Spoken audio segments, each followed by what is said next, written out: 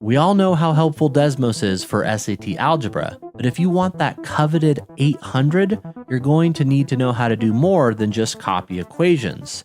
So in this video, I'm going to give you 10 hacks to help you land that perfect score. Starting with number 1, the fraction swap.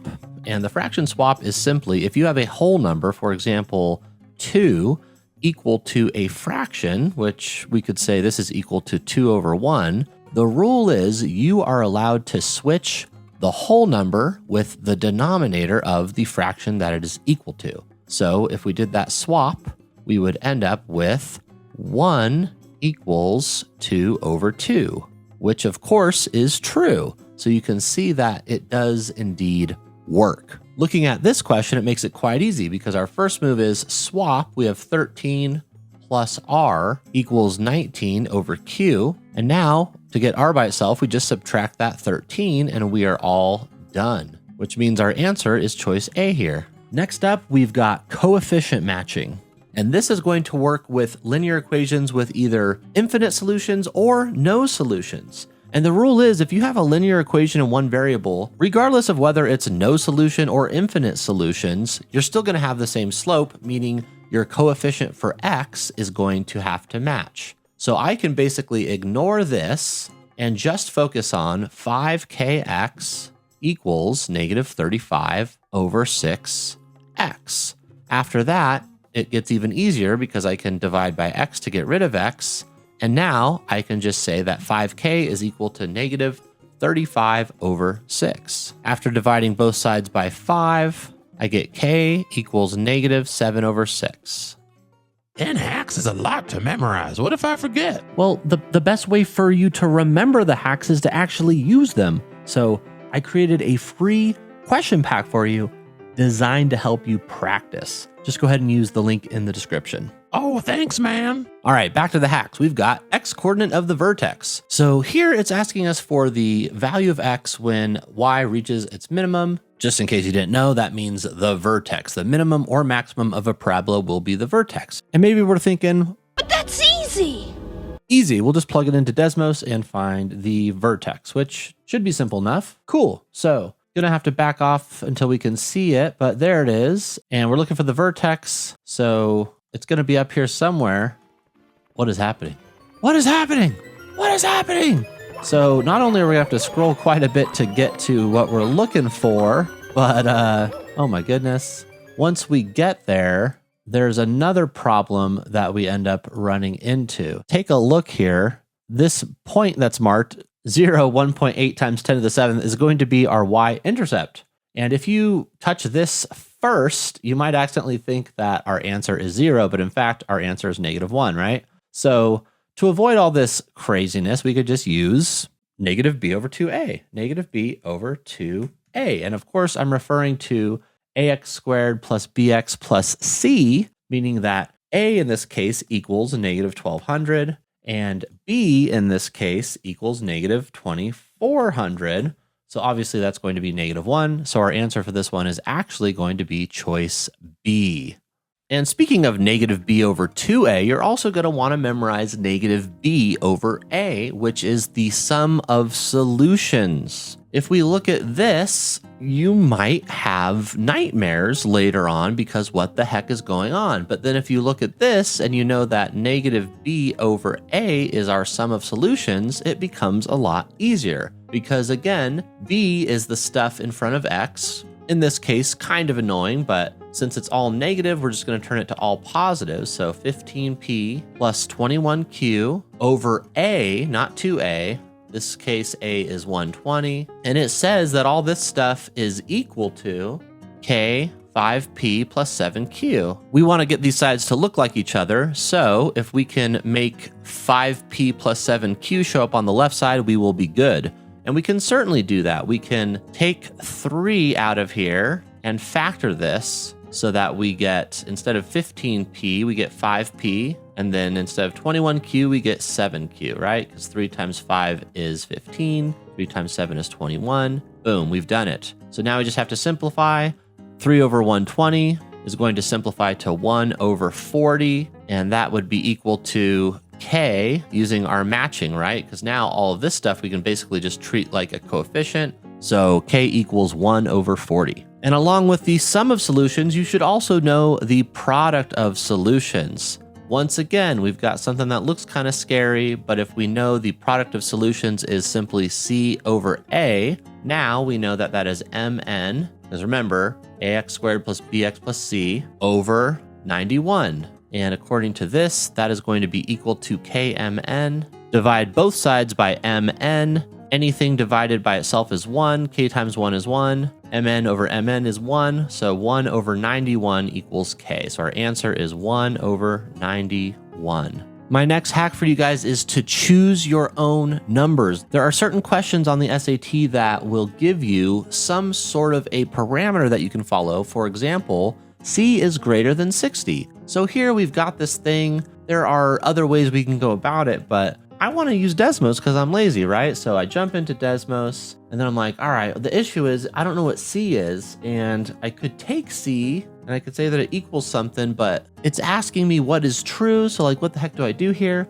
Well, we follow the rules. C is greater than 60. So let's say that C equals 61. Now let's check out our situation here and figure out what is indeed true. So if we look at our solutions, we've got 58, we've got 60. So which of the following are solutions? Well, C itself is 61, and that's not one of our solutions. 58 is one of our solutions, so 2 is true, and 60 is indeed 61 minus 1. So 2 and 3 are both true, so it's choice C. And then you're like, what the heck, man? What if you chose a different number? Well, let's see. As long as it's greater than 60, let's try, I don't know, 96. Now we have the solution 58 once again, and then 96 minus 1 is 95. That is indeed a solution here. So you can see that it's going to hold true no matter what we choose for C. Next up, we've got the discriminant, and this is something that you might remember from the quadratic formula. So the quadratic formula, negative b plus or minus the square root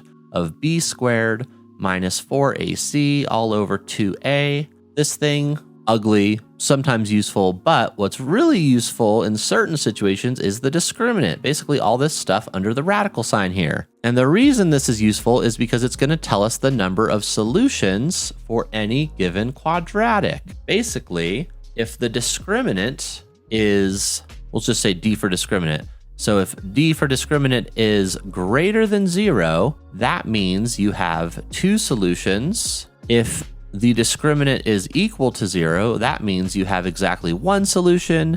And if the discriminant is less than 0, that means you don't have any solutions. Sad face. Here it says we have exactly 1 distinct real solution. And again, you might be thinking there's no need for this because we can just use Desmos, right?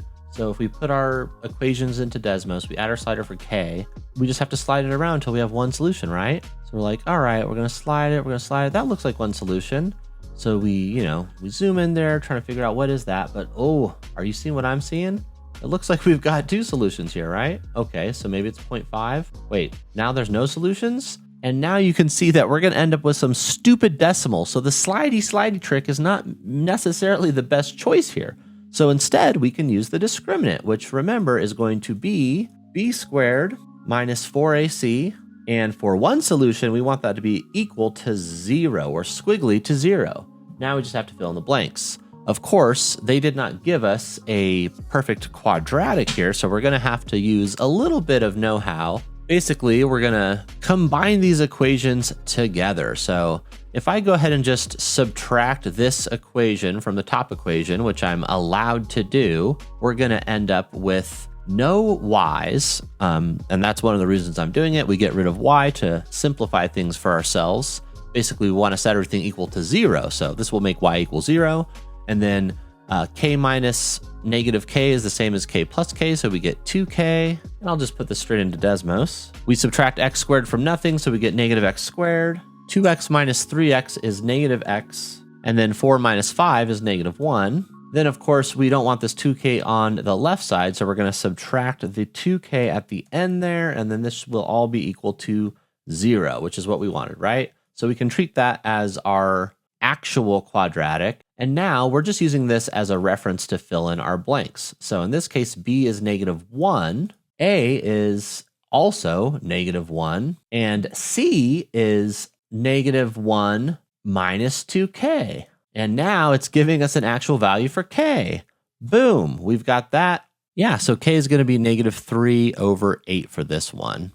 Next up, we've got starting point and rate of change. And basically, if you're dealing with a y equals mx plus b type situation, you need to know that m is a rate of change and b is a starting point. When you know this, questions like this one become super easy because we can see we have y equals mx plus b, or in this case, h equals 9n plus 6, but it's the same situation, right? So 9 is our stand-in for m, so 9 needs to be some sort of a rate of change. So choice A is out, choice B is out. Now we have two rates of change, right? Increase in levels for each foot, or increase in height for each level. Now it becomes slightly more complicated, but we just want to keep in mind that m, our slope, is going to be rise over run. So whatever y represents divided by whatever x represents. Here, y is h, and it says h is feet, so it's going to be total height in feet for every one level x increase. So choice D is our answer. And for other linear word problems in standard form, it's important to know the items and values rule, which is when we have ax plus by equals c, a and b are values, x and y are items, and c is our total. So on a question like this one, how many more pounds does this weigh than this? Pounds would be a value, it's a weight, that's being attached to the items. In this case, the items are parcels. So 12 and 28 are the 2 pounds, the two values. How many more pounds does the heavy duty one weigh? Well, we have 28 versus 12. So it's really just 28 minus 12, which is 16. So our answer very easily, if we know this rule, is going to be 16. And our final hack here is the zero-intercept rule. Basically, you just have to remember that at the y-intercept, x equals 0, and at the x-intercept, y equals 0. So it's asking for the x-intercept of this line, y equals 0, meaning y disappears.